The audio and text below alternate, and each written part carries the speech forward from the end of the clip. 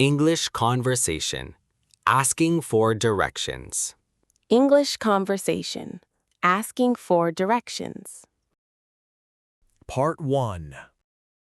Excuse me, can you help me? Sure, what do you need? I am looking for the train station. Oh, it's not far from here. Is it close enough to walk? Yes, it takes about 10 minutes. Which way do I go first? Go straight down this street. Okay, straight down this street.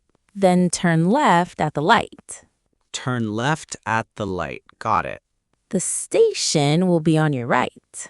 Thank you, that's very helpful. You're welcome. Have a safe trip. Is there a map near here? Yes, there's one at the corner.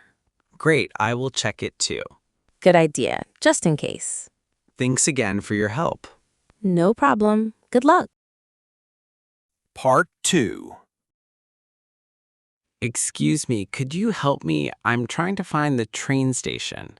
Sure, it's not too far from here. I can show you the way. Great, thank you. Should I walk or take a bus? You can walk. It only takes about 10 minutes. That's good to know. Do I just go straight? Yes, walk straight for 2 blocks, then turn left at the traffic lights. Will I see the station from there? Almost. After you turn left, keep walking until you see a large park. The station is across the street. Thanks. I was worried I might get lost again. Don't worry, many visitors have trouble finding it the first time. Have you ever gotten lost in this city? Yes, especially when I first moved here. Some streets look very similar. I usually use my phone, but the map wasn't working today. That happens sometimes.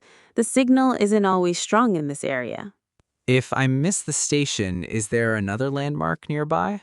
Yes, there's a big shopping mall next to it. You can't really miss it. That's helpful. Is the station usually busy? Yes, especially during the morning and evening rush hours. Do you think it's better to ask people than only trust a map? I think using both is the best idea. Maps are useful, but local people often know faster or easier routes. You're right. Thanks for taking the time to help me. You're welcome. I hope you enjoy the rest of your visit. Part 3. Excuse me, I think I'm a little lost. No worries. Where are you trying to go? I'm looking for a good coffee shop nearby. Oh, there's a nice one just around the corner. How do I get there from here exactly? Walk past the bookstore and it's right after that. Is it easy to see from the street? Yes, it has a big yellow sign outside. That sounds easy enough to find. It really is. You can't miss it. Do you know if they open early? I believe they open around 7 in the morning. Perfect. I might go there tomorrow then. You should. Their coffee is really popular around here. Is it usually crowded in the mornings? A little, but the line moves pretty fast. Good to know. Thanks for the tip. No problem. I hope you enjoy it. One more thing. Is there parking nearby? Yes, there's a small lot right behind the shop. That's really convenient. Thank you so much. You're welcome. Have a good day. Part 4. Sorry to bother you, but I think I've been walking in circles. That happens to a lot of visitors around here. I'm trying to find the museum, but my map app isn't loading. No worries. I can explain it. It's actually pretty simple. That would be great. I really appreciate it. Just head down this street until you reach the big fountain. Okay, and what happens after the fountain? You'll take a right, and the museum is the tall building with columns. That sounds like it should be easy to spot. Definitely. It's one of the most noticeable buildings around here. Do you know how long the walk usually takes? Probably around 15 minutes if you walk at a normal pace. That's not too bad, especially since the weather is nice today. Exactly. And the walk itself is pretty scenic, too. Is the museum usually busy this time of day? It can get crowded around lunchtime, so you're actually timing it well. That's good to hear. I'd rather avoid the crowds. Same here. Mornings are definitely calmer for sightseeing. Thanks again. I really would have gotten lost without your help. No problem at all. I remember being lost here myself once. It's nice knowing locals are willing to help like this. Of course, tourists ask me for directions all the time. Part 5. If I hadn't stopped to ask you, I probably would have ended up somewhere completely different. That's true. This area can be confusing if you're not familiar with the street layout. Do locals ever get confused too, or is it mostly visitors? Honestly, even locals get turned around sometimes, especially near the older part of downtown. That's a bit reassuring. I thought it was just me. Not at all. Some of these streets weren't really planned in a straight grid. If you were designing this area from scratch, would you change anything? Definitely. I'd add clearer street signs, especially near the tourist attractions. That would probably save a lot of visitors from getting lost.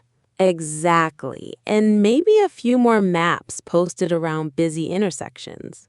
Do you think apps have made asking for directions less common these days? To some extent, yes, though apps still struggle in areas with poor signal. That's exactly what happened to me earlier today. It happens more often than people think, especially downtown. If your phone died right now, would you know how to get home? Probably, since I've lived here for years, but it might take some thinking. That's impressive. I definitely struggle without a map. You'd be surprised how quickly you learn once you explore a place enough.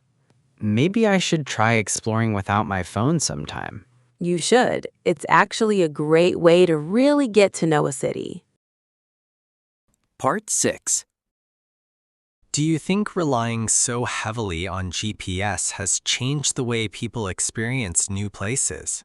I definitely think so. We've become less observant of our surroundings because we trust the app to guide us blindly. That's an interesting point. I hadn't thought about how it affects our attention to detail. Exactly. In the past, people had to actually notice landmarks, street names, and patterns to remember their way. Do you think that made people more connected to the places they visited? I'd say so. There's something valuable about learning a city through trial and error rather than just following arrows on a screen. I can see that. Getting lost sometimes leads to discovering places you wouldn't have found otherwise. That's happened to me more than once. Some of my favorite spots in this city were things I stumbled upon by accident. Do you think future generations will lose that skill entirely? It's possible, especially if navigation technology keeps improving and becomes even more automatic. That's a bit concerning, in a way, even though the technology itself is incredibly convenient. I agree. Convenience often comes with trade-offs that aren't obvious until much later. If you had to choose, would you rather rely fully on GPS or learn a city the traditional way? Honestly, I'd choose a mix of both. Technology for efficiency, but enough independence to still explore and get a little lost sometimes. That seems like a balanced approach, especially in unfamiliar places. Exactly. And I think that balance is something more people should try to find these days. This conversation has actually made me appreciate today's little detour a bit more. I'm glad. Sometimes the best experiences come from the wrong turns we didn't plan on taking.